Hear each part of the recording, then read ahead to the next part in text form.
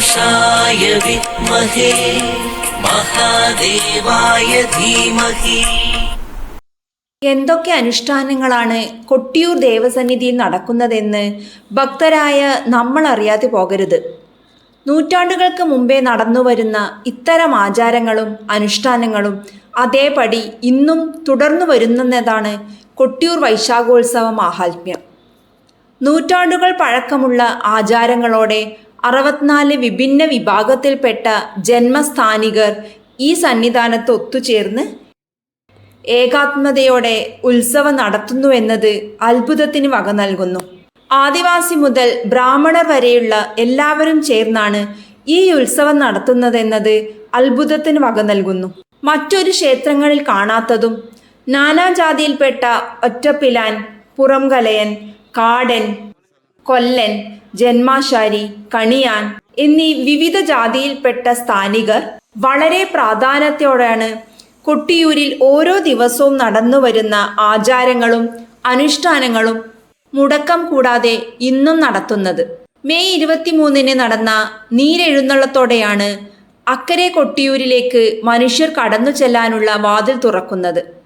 അതുവരെയും ഉത്സവം കഴിഞ്ഞാൽ അത് പരിശുദ്ധമായ യാഗഭൂമിയായും ദേവഭൂമിയായും മാറ്റി നിർത്തി വച്ച ഇടമാണ് അക്കരെ കൊട്ടിയൂർ. കഴിഞ്ഞ വൈശാഖ മഹോത്സവത്തിനു ശേഷം അക്കരെ സന്നിധിയിൽ നിന്നും പിൻവാങ്ങിയ അടിയന്തര യോഗക്കാരും ആചാരന്മാരും സ്ഥാനികളും 11 മാസങ്ങൾക്ക് ശേഷം കാനനഭൂമിയായ അക്കരെ സന്നിധാനത്തിലേക്ക് പ്രവേശിക്കുന്നത് നീരെഴുന്നള്ളത്ത് ദിവസത്തോടെയാണ്. കൂത്തുപറമ്പ് പുറക്കളം തിരൂർക്കുന്ന് ഗണപതി ക്ഷേത്രത്തിൽ നിന്ന് മണിയൻ ചെട്ടിയാൻ സ്ഥാനികന്റെ നേതൃത്വത്തിലുള്ള സംഘം വിളക്കുതിരികളുമായി കൊട്ടിയൂരിൽ എത്തിയതോടെയാണ് നീരെഴുന്നള്ളത്ത് ചടങ്ങുകൾ തുടങ്ങിയത്. നമ്മൾ പാക്കൂടം മുതൽ നമ്മൾ വ്രതം അനുഷ്ഠിക്കുന്നുണ്ട്. പൂയം അതുപോലെ തന്നെ നമ്മൾ 13-ാം തീയതിയാണ് നടത്തുന്നത്. 13-ാം തീയതി 9 ദിവസം വ്രതം എടുത്തിട്ട് ക്ഷേത്രത്തിൽ നിൽക്കുന്നുണ്ട്. അവിടുന്ന് ഇവിടത്തേക്ക് പെട്ടെന്ന് ആവശ്യമായ ഉത്തിരിയും അതുപോലെയുള്ള വിളക്കത്തിരികളുടെ നീതി ചർക്കയിൽ നൂല് ചുറ്റി പക്കത്തിൽ നെയ്തുണ്ടാക്കിയിട്ടാണ് നമ്മളിവിടെ ഇന്ന് എത്തിയിട്ടുള്ളത്. കാൽനടയായിട്ടാണ് ഇവിടെ എത്തിയിട്ടുള്ളത്. ഏകദേശം ഒരു 60 കിലോമീറ്ററോളം നമ്മൾ കാൽനടയായിട്ടാണ് എത്തിയത്. നമ്മൾ ഇന്ന് രാത്രി 21-ാം തീയതി രാത്രി നമ്മൾ ഭക്ഷണമെല്ലാം കഴിച്ച് ആടെയുള്ള ഊരാളന്മാർക്കെല്ലാം ടാങ്കെല്ലാം വാങ്ങി അങ്ങനെ ഓങ്കാരം വിളിച്ച് നമ്മൾ എടയാർ അമ്പലത്തിലാണ് നമ്മൾ എത്തിയത്. എടയാർ അമ്പലത്തിലെത്തുമ്പോൾ ഒരു 3 മണിയായിരുന്നു.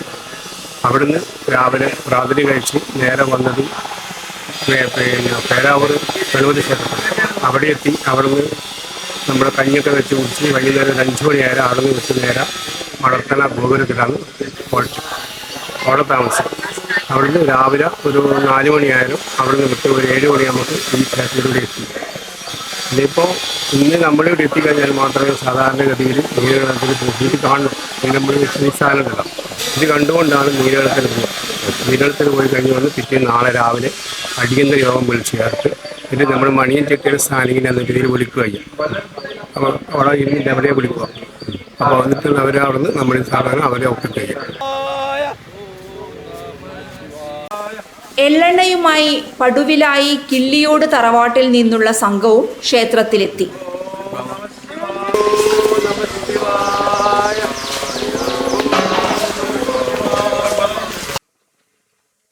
ക്ഷേത്ര ചടങ്ങുകളെല്ലാം നടക്കുന്നത് കല്ലുവാഴ ഇലയിലാണ്. ഇതും ഇന്നേ ദിവസം ക്ഷേത്രത്തിലേക്ക് എത്തിക്കഴിഞ്ഞു.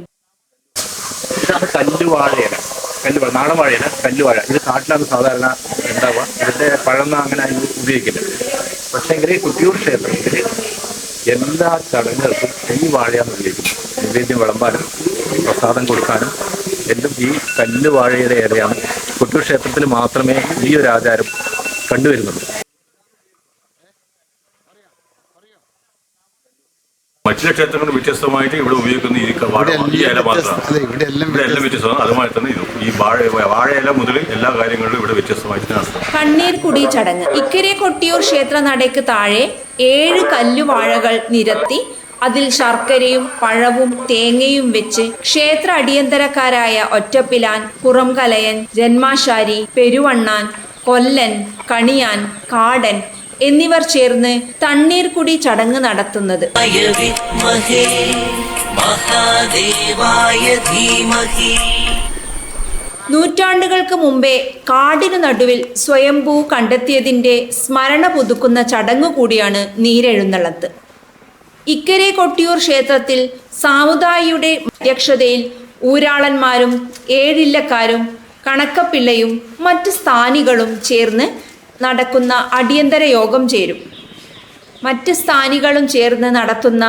അടിയന്തര യോഗം ചേരുന്നു. അരുൺ പെരുവണ്ണ, കൊട്ടിയൂർ പെരുവണ്ണ സ്ഥാനിയാണ്. എൻ്റെ പേര് അരുൺ, സ്വദേശം മണത്തനെയാണ്. പാരമ്പര്യമായിട്ട് നമ്മുടെ ഇവിടുത്തെ അടിയന്തരം പെരുമാൾ അടിയന്തരം നടത്തിയത് കാവടിയിലാണ്. അപ്പോൾ ഇന്ന് മുതൽ നിങ്ങളിവിടെ വേണോ അല്ല എങ്ങനെയാണ്? ഇന്ന് മുതൽ നമ്മൾ ഇന്നത്തെ ചടങ്ങോട് കൂടിയിട്ട് അക്കരെ കടക്കും. നമ്മളെ കയ്യാലകൾ നമ്മൾ താമസിക്കണ്ടേ, ഇപ്പോൾ 28 ദിവസം നിൽക്കണ്ടേ. അപ്പോൾ ആ കയ്യാലകളൊക്കെ വൃത്തിയാക്കി പോലെ മേഞ്ഞിട്ടുണ്ടാവും ടെൻഡർ കൊടുത്തത്. എല്ലാം നമ്മളതിൻ്റെ പരിസരം വൃത്തിയാക്കി നമുക്ക് കിടക്കേണ്ട റൂമുകളെല്ലാം മണ്ണെല്ലട്ടി മഴയെല്ലാം പെയ്തെല്ലാം അടുത്ത് കഴിഞ്ഞ വർഷത്തിൽ പോകുന്നില്ല. അപ്പോൾ അതിലൊന്ന് അടിച്ച് വാരി വൃത്തിയാക്കി മണ്ണിടേണ്ട കുഴിയെല്ലാം നിർത്തി ചാണെല്ലാം മെഴുകി എല്ലാം വൃത്തിയാക്കണം. അപ്പോൾ അത് നമ്മളവിടെ നിൽക്കും, പോയി വന്ന് പിന്നെ അപ്പോൾ അത് പിന്നെ കെട്ടി എല്ലാം വൃത്തിയാക്കി എല്ലാം ചെയ്യണം. ദേവസ്വം ചെയ്തു തരും, പക്ഷെ അതിൻ്റെ ഉള്ളിലെ ബാക്കി പണിയൊക്കെ നമ്മൾ തന്നെ ചെയ്യും. അപ്പോൾ മണത്തണം കലശമുണ്ട്. അപ്പോൾ ആ കലശം കഴിഞ്ഞിട്ട് ഭണ്ണാരെല്ലാം സൂക്ഷിക്കുന്ന മണത്തിനാണ് കരിമ്പന കോവിൽ. നമ്മളെ ഭഗവതി കെട്ടി അതിൻ്റെ ചാവി കൊടുത്ത് ഭഗവതിൻ്റെ കോലം കെട്ടണം. ഭഗവതി കൽപ്പന പറഞ്ഞു ഇതിൻ്റെ ഭണ്ണാരറിൻ്റെ താക്കോല് അത് ഇവിടെ ഇരിക്കും. എന്നിട്ടാണ് കുളങ്ങേർ. ഇത് അതിന് മുന്നേ അതിൻ്റെ സ്ഥാനമുണ്ടേ, അതുകൊണ്ട് സ്ഥാനങ്ങളുണ്ടായിരുന്നു. അവിടെ നിന്ന് ആഴവത്തിഞ്ചാലെന്ന് പറഞ്ഞ സ്ഥലത്താണ് ഈ ഭഗവതിനെ കെട്ടിയിരിക്കുന്നത്.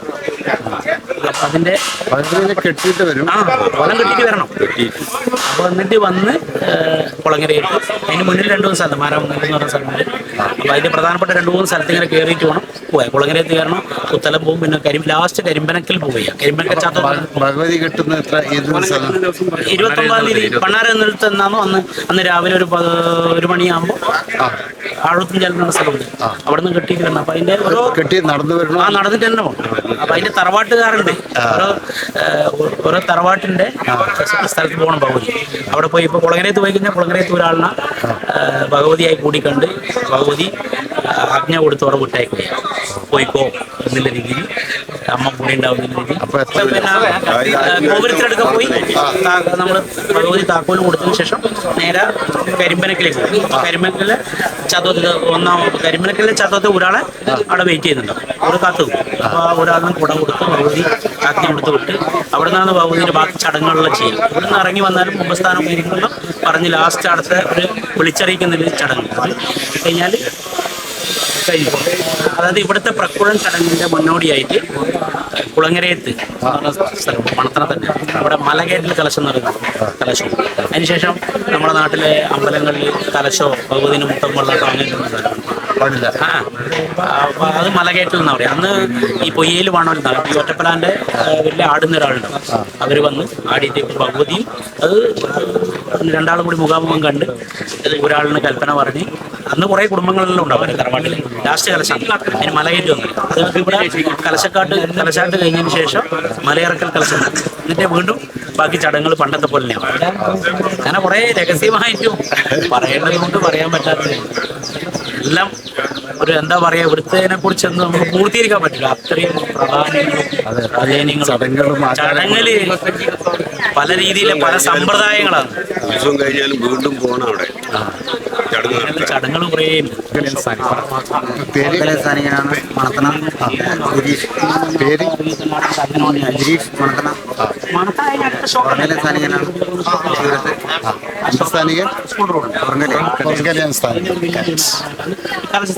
അവിടെ നിന്നാണ് ഭഗവതി അക്കരക്കരിയപ്പന്നെ ഇങ്ങോട്ട് പോകത്തില്ലേ അവസാനം എല്ലാം ആഷില പോരുള്ളൂ. എല്ലാം തീർന്നു കഴിഞ്ഞിട്ട് ആഷില നമ്മൾ അവിടെ ഏറ്റവും ലാസ്റ്റ് അല്ലേ, അവിടെ നല്ല ദിവസത്തിൻ്റെ കലശാലും പറ്റും. ആഷില മാത്രമേ നമുക്ക് ആ ചടങ്ങ് ഇതായിട്ട് പോരാൻ പറ്റും. അപ്പൊ എത്ര ദിവസം നിൽക്കണം അവിടെ? അവിടെ തന്നെ 28 ദിവസം ആണ് അവിടുത്തെ കാര്യമായുള്ള ഇത്. അപ്പം ഭക്ഷണം മറ്റു കാര്യം ഉറക്കമല്ല അവിടെ, ഉറക്കമല്ല ഭക്ഷണം അന്നത്തെ ഇതുണ്ടാവും, വീണ്ടും ഉണ്ടാവും. ഇവിടെ വന്നിട്ട് ഭക്ഷണം അവിടുന്ന് ഇവിടത്തേക്കൊക്കെ വരാൻ പറ്റുമോ? അവിടുന്ന് ഇങ്ങോട്ട് അവിടെ കൊണ്ടുവരും. ഇങ്ങോട്ട് വരാൻ പറ്റുമോ? ഇവിടുത്തെ ക്ഷേത്രത്തിൽ വരാം. അത് കുട്ടികളുണ്ടാവും. കുട്ടികൾ ഇവിടെ വന്ന് ചോറ് വന്നിട്ട് അങ്ങോട്ട് വരും. പിന്നെ അവിടെ ചോറാക്കിയാൽ പിന്നെ അവിടെ കൽപ്പള്ളി ചോറാക്കിയാൽ പിന്നെ അവിടുന്ന് നമുക്ക് ചോറ് അവിടെ ഭക്ഷണമായ പിന്നെ ഇങ്ങോട്ട് വരുന്നില്ലല്ലോ. അങ്ങോട്ട് വരുന്നില്ല. യോഗശേഷം ജന്മശാന്തിയും സ്ഥാനികരും ആയില്യാർ കാവിൽ പ്രവേശിച്ചു. തത്പുരുഷായ വിദ്മഹേ മഹാദേവായ ധീമഹി തന്നോ രുദ്രഃ പ്രചോദയാത്. ഓം നമഃ ശിവായ.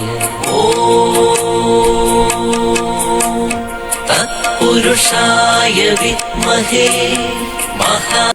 തുടർന്ന് ജന്മശാന്തി പടിഞ്ഞീറ്റ നമ്പൂതിരി, സാമുദായി കാലടി കൃഷ്ണമുരളി നമ്പൂതിരിയുടെ നേതൃത്വത്തിൽ പാരമ്പര്യ ഊരാളന്മാരും ഏഴില്ലക്കാരും മറ്റ് പാരമ്പര്യ സ്ഥാനികരും ആചാരപ്രകാരം അക്കരെ സന്നിധിയിലേക്ക് പുറപ്പെടും.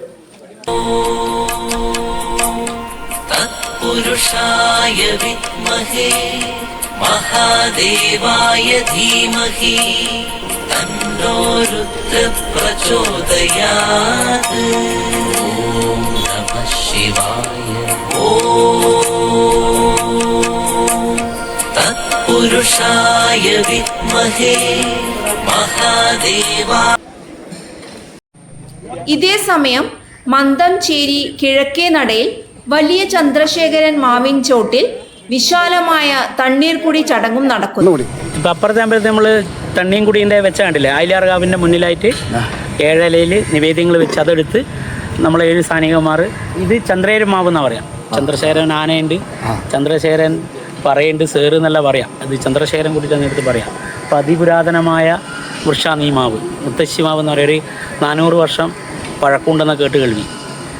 അപ്പോൾ ഇതിൻ്റെ ചുവട്ടിൽ വെച്ചിട്ടാണ് നമ്മൾ ഈ തണ്ണീൻകുടി ചടങ്ങ് നടത്തുക ഈ സ്ഥാനികന്മാർ. ഇപ്പോൾ അവിടെ നിന്ന് അടിയന്തര യോഗം കഴിഞ്ഞ് പടിഞ്ഞിറ്റയും സമുദായവും ബാക്കി അടിയന്തരക്കാരും കൂടി വരുമ്പോൾ അതിനുള്ളിൽ നമ്മൾ ചടങ്ങുകൾ നടക്കും. അത് കഴിഞ്ഞ് അവരെ കാത്തു വെക്കണം നമ്മൾ. അതിന് ശേഷമാണ് ഇവിടെ വന്ന് ഏഴിലക്കാർ വിളിച്ച് ചോദിക്കും, അക്കരെ കടക്കണ്ട, ഒറ്റപ്പല മണിക്കറ അക്കരെ കടക്കാന്നില്ല ഒരാടുന്ന് വിളിച്ച് ചോദിച്ചതിന് ശേഷമാണ് പെരുമാക്ക് നീര് നനക്കേണ്ട ചടങ്ങ് തുടങ്ങുക. ഓം നമഃ ശിവായ. ഓം തത്പുരുഷായ വിദ്മഹേ മഹാദേവായ ധീമഹി. ഇവിടെ പുറംകലയനും ജന്മാശാരിയും കുറിച്യ സ്ഥാനികളും ഒറ്റപ്പിലാൻ, കൊല്ലൻ, മാടൻ, ആശാരി, പുറംകലയൻ എന്നീ സ്ഥാനികർ തണ്ണീർക്കുടി ചടങ്ങുകൾ നടത്തി പ്രസാദം തമ്മിൽ തമ്മിൽ കൈമാറുന്ന ഭക്തിസാന്ദ്രമായ ചടങ്ങും നടക്കും.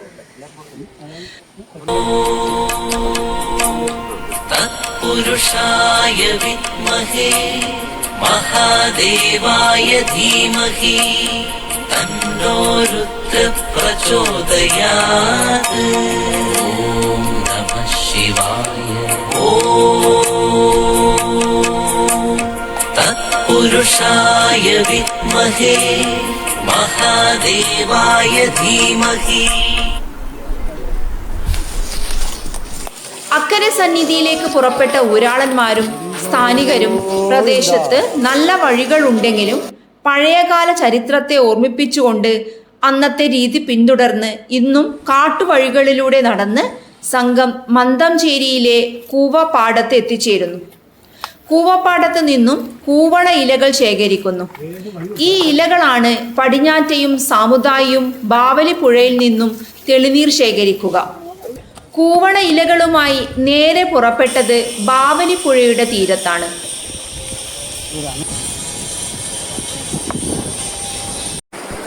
ബാവലിപ്പുഴയുടെ തീരത്തെത്തിയവർ അക്കരെ കടക്കണമെങ്കിൽ കുറിച്യ സ്ഥാനികരോട് അനുവാദം ചോദിക്കണം.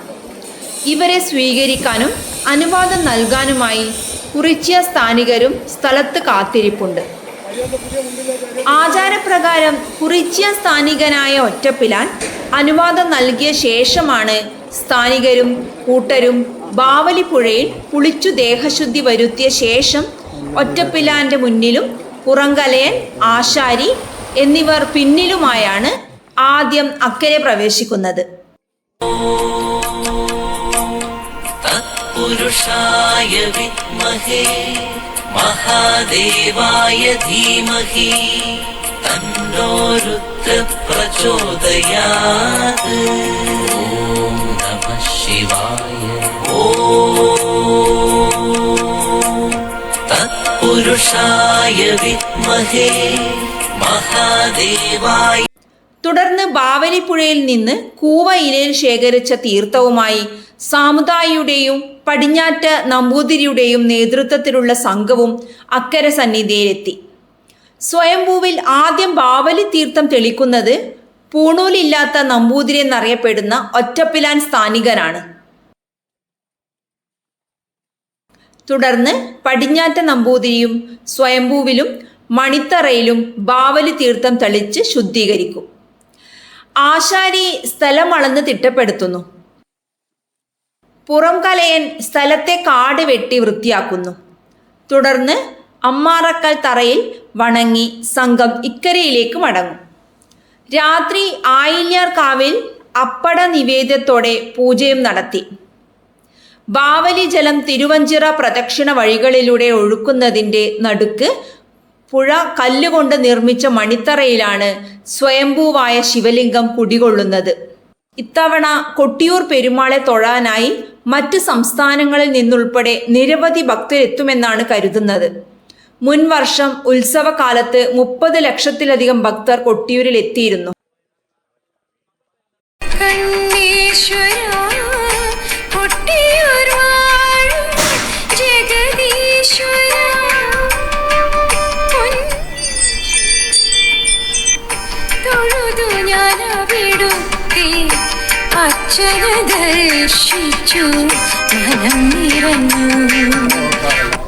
ದಯವಿಟ್ಟು ಏನೋ ತಪ್ಪಾಗಿ 23 ಅಂತ ಹೇಳಿರ್ಬೇಕು, ಅದಕ್ಕೆಲ್ಲ ತೊಂದರೆ ತಗೊಂಡು ಬಂದಿರ್ತೀರಾ.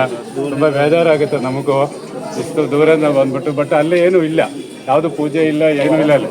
ಆ ಕಡೆ ಹೋಗಂಗೆ ಇಲ್ಲ. ಈಗ ನಾನು ಹೋಗಂಗಿಲ್ಲ, ನಾನು ಈ ಊರಿನವನೇ ಆದ್ರೂ ನಾನು ಈ ನದಿ ದಾಟಿ ಆ ಕಡೆ ಹೋಗಂಗೆ ಇಲ್ಲ. ಎಲ್ಲ 30ನೇ ತಾರೀಕು ಬೆಳಗ್ಗೆಯಿಂದ ಯಾರಿಗೂ ಇಲ್ಲಿ ಊರಿನವರು ಕೂಡ ಸಮೇತ ಹೋಗಂಗಿಲ್ಲ. ಇವನ್ನೆಲ್ಲ ಸಿಸ್ಟಮ್ ಹಾಗೇನೆ, ಅದು ಆ ಥರನೇ ಇಲ್ಲ ಇರೋ ಸಿಸ್ಟಮ್ ಅದು. ಸೊ ದಯವಿಟ್ಟು ಎಲ್ಲರೂ ಕ್ಷಮಿಸಬೇಕು, ಅಡ್ಜಸ್ಟ್ ಮಾಡಬೇಕು. ಬರೋ ವರ್ಷ ಎಲ್ಲ ಅದು ತಪ್ಪಾಗ್ಬಿಟ್ಟಿದೆ. ನೆಕ್ಸ್ಟ್ ಇಯರ್ ಏನೋ ಇಲ್ಲ ದೇವಸ್ಥಾನ ನಂಬರ್ ಏನೋ ಫೋನ್ ಮಾಡಿ ಕೇಳಿದ್ರೆ ನೋಡೋಣ, ನೆಕ್ಸ್ಟ್ ಏನಾದರೂ ಮಾಡೋಣ. മെയ് 28 മുതൽ ജൂൺ 24 വരെയാണ് കൊട്ടിയൂർ വൈശാഖ മഹോത്സവ നാടുകൾ.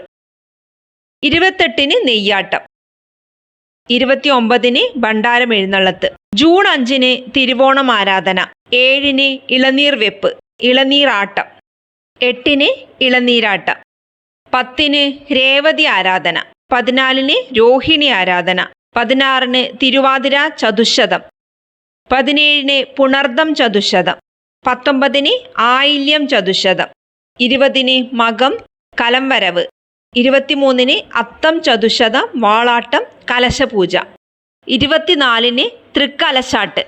മെയ് 30 മുതൽ ജൂൺ 20 വരെ ഉച്ചശീവേലി വരെയാണ് സ്ത്രീകൾക്ക് അക്കരെ കൊട്ടിയൂർ ക്ഷേത്രത്തിൽ പ്രവേശനമുള്ളൂ.